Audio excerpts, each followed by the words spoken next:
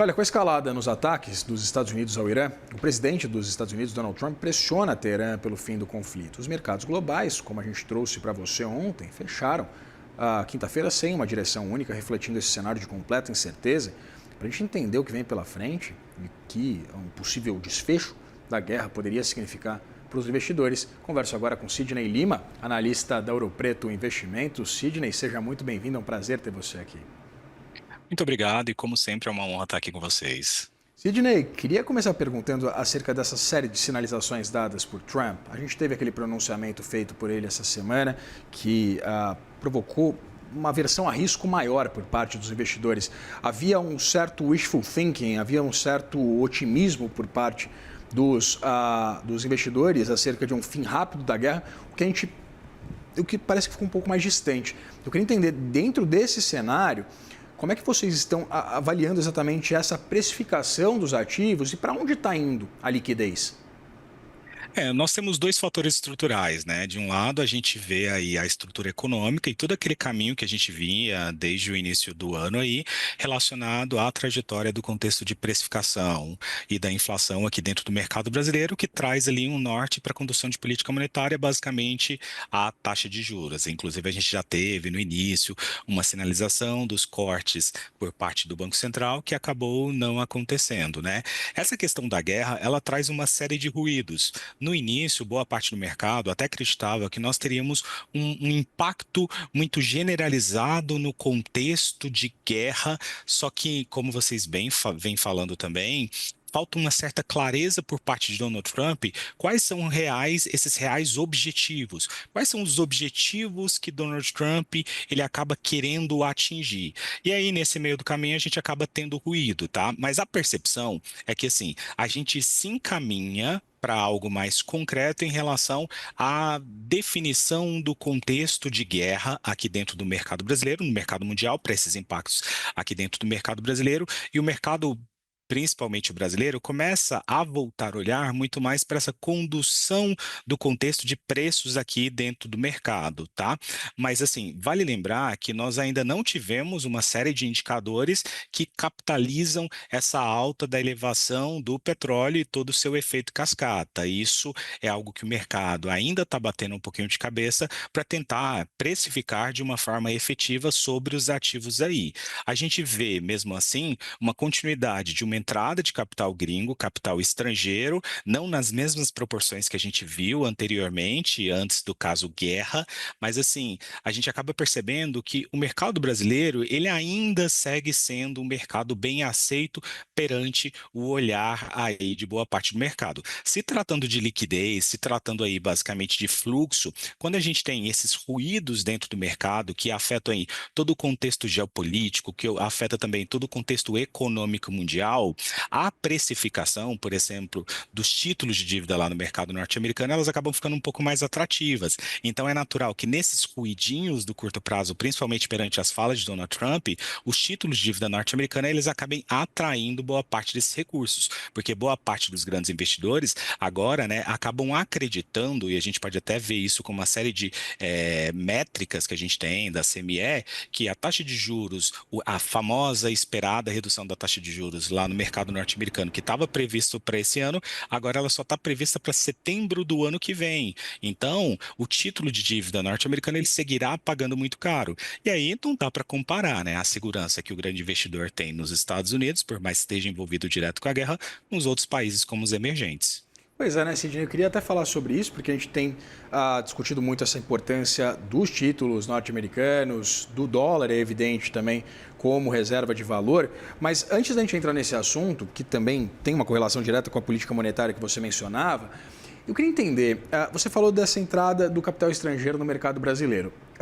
Dada essa valorização, né, estonteante do preço do barril do petróleo, a gente viu as petroleiras sendo beneficiadas ao longo dos últimos pregões, Brava, PetroRecôncavo, Prio, notadamente a Petrobras. Mas eu queria entender a qualidade desse investimento, porque como a gente tem uma oscilação muito significativa do preço do barril do petróleo, eu queria entender a premência desses recursos no mercado brasileiro. Seria apenas um capital especulativo?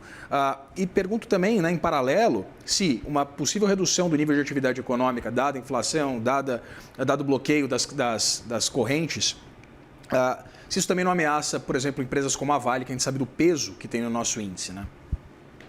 Com certeza. Inclusive, a Vale é uma das empresas, né, que nesse contexto dos ruídos dos últimos dias, ela está segurando um pouquinho uma elevação de índice. A Petrobras e a Vale são os dois principais pesos que a gente tem dentro do Ibovespa. A Petrobras está impulsionando para o movimento de alta e a Vale acaba contendo um pouquinho esse movimento. Mas a gente acaba vendo também que não temos quedas tão generalizadas assim por parte da Vale. A gente vê ali os movimentos de queda, porque ela acaba se apegando aos seus pares do mercado internacional, e quando eu tenho aí esse atrito do mercado internacional, a gente acaba vendo basicamente essa dinâmica, tá?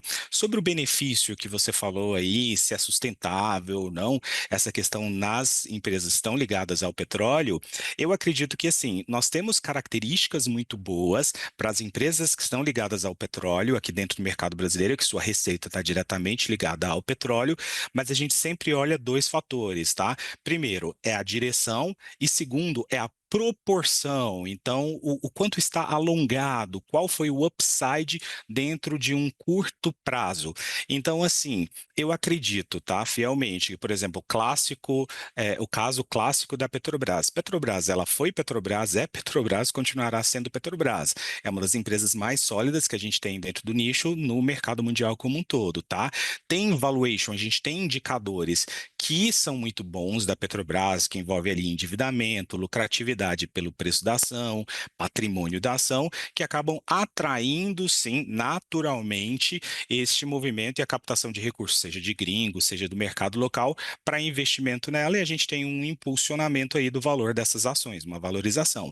Só que o que acaba acontecendo? Se você olhar a bolsa como um todo, ela não está acompanhando essa valorização das ações da Petrobras, por mais que a gente tenha vira e mexe aí um movimento, tivemos recentemente um movimento de renovações de máximas aí da bolsa brasileira por conta atrelado ao fundamento economia local e aí a precificação de indicadores que são vistos como baratos aqui para dentro da economia brasileira, tá? A gente acaba comparando isso, você vê que Petrobras e as empresas, os seus pares aqui, ela está deslocando. E aí você bem falou cirurgicamente, a gente vê de fato como algo pontual, algo de ruído.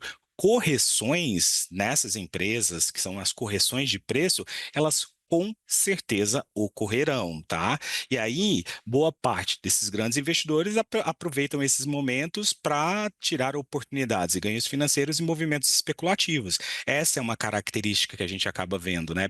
Vocês podem acompanhar, por exemplo, qualquer um pode acompanhar, que quando a gente tem qualquer valorização generalizada ali na casa dos 10% do petróleo, mesmo o mercado brasileiro não tendo aberto, a gente consegue ver as ADRs da Petrobras, que representam o movimento das ações da Petrobras lá no mercado norte-americano, já com uma valorização de 4%, de 3%, de 5%. Então, é um movimento que está diretamente ligado à tendência especulativa. Por mais que, na minha visão, a gente tenha fundamentos econômicos um tanto quanto positivos, para a economia brasileira, mas estamos sendo impactados de uma forma negativa no curto prazo por conta desses ruídos envolvidos relacionados à guerra, e aí vem proveniente do petróleo, que vai impactar o contexto inflacionário. E aí a Petrobras e seus pares, elas acabam deslocando, porque basicamente é aquela relação custo e o retorno. Então eu tenho as despesas da Petrobras, da operação Petrobras, não colocando aí da porta para fora para a sociedade, mas as despesas, elas são feitas em reais, estão ali no mesmo nível, só que agora o seu produto, o produto que ela acaba comercializando, ele está sendo vendido por um preço muito mais alto. Automaticamente, a gente tem uma ampliação da lucratividade dessa empresa. E a adesão ao movimento de compra de boa parte dos investidores, ela está diretamente relacionado a uma futura projeção de uma melhora do lucro da empresa. Então, se eu tenho o mesmo nível de despesa, mas agora uma determinada empresa, a expectativa é que ela vai ter mais lucro, porque a margem de lucro ela está aumentando, porque o produto dela está sendo comercializado por um preço mais alto, ela fica mais atrativa. atrativa. E aí é um efeito cascata. Aí boa parte dos investidores vão olhar justamente por essa questão de lucratividade, que ela vai aumentar ali da Petrobras, o resultado da Petrobras ele tende a vir melhor, embora das outras empresas, por conta do contexto econômico, os impactos inflacionários pode vir pior, mas a Petrobras ela sai beneficiada especificamente, e seus pares, né, ali nesse contexto. E aí, em efeito cascata, o que pode ter também que atrai boa parte dos investidores? A distribuição de dividendos e dos lucros, né, dos proventos, porque a empresa ela distribui o que tem de lucro. Se a empresa ela tem um lucro muito maior, provavelmente, né, essa é a leitura que os investidores fazem. Se a empresa tem um lucro maior, a distribuição, a fatia financeira que ela vai acabar distribuindo vai ser muito mais atrativa. E dividendos, proventos como um todo, acaba atraindo boa parte dos investidores e boa parte desses investidores aceitam comprar as ações justamente vendo aí a possibilidade de uma distribuição de dividendos. Conversei com o Sidney Lima, analista da Ouro Preto Investimentos. Sidney, muito obrigado pela disponibilidade de atender a gente em pleno feriado e uma feliz Páscoa para você. Obrigado e uma feliz Páscoa a todos também. Até mais, abração.